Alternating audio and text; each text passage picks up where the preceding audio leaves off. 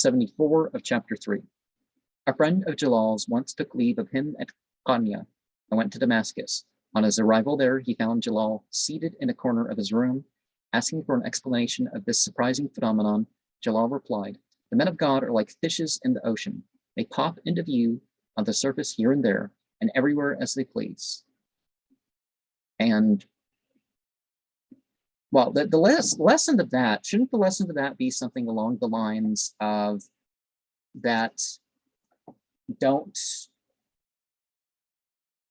make a show because people demand a show. You manifest in the way that you're going to manifest.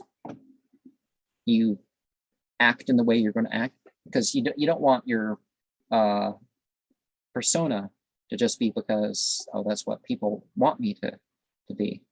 I'm going to go where I'm going to go. I'm going to do what I'm going to do. And oh, that reminds me of somebody.